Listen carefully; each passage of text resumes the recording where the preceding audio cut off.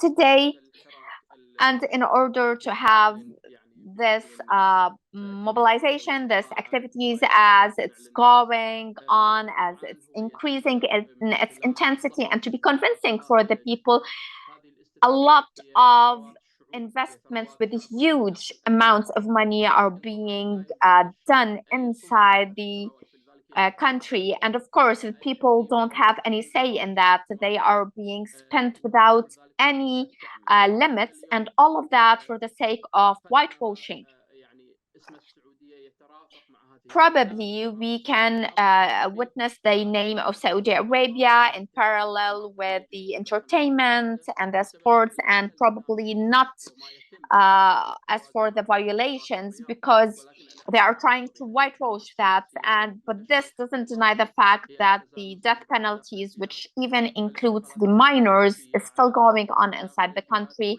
The arbitrary arrests are still going on. There are a lot of news from different areas inside Saudi Arabia. Even the torture has been worse and worse. The forced displacement, the forced disappearances for whole cities is actual happening in Saudi Arabia, but we don't hear anything about freedom of expression, freedom of opinion, and the pushing the people into more poverty is increasing. And of course, what is being documented by the human rights organizations is further much more that we can detail. So I won't go into more details. So we decided to shed the light on this subject because the sports course is a long-term course chosen by Saudi Arabia. And we don't want that our conference and the different interventions that anyone is against the sports, but we are against exploiting it delusional wise and for other goals, misleading. So we chose that this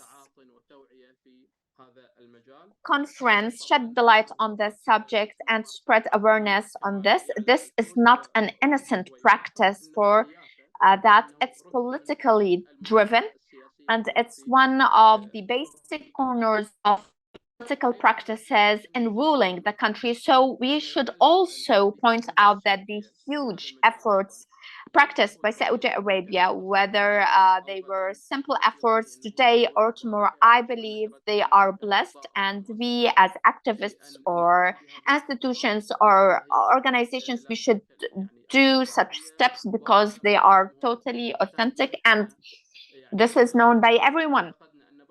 So even if they were humble efforts or small steps, they have a big impact despite this misleading sports whitewashing that's going on. Of course, I would also like to thank everyone who supported this conference, funding it,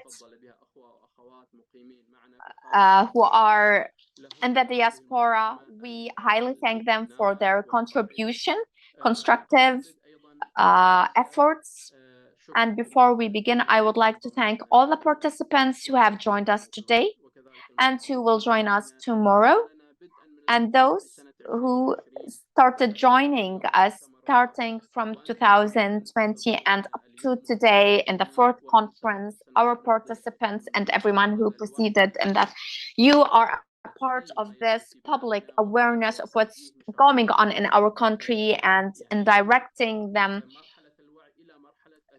in which we hope that we would trespass from the awareness into directing, and also to highlight the diaspora efforts,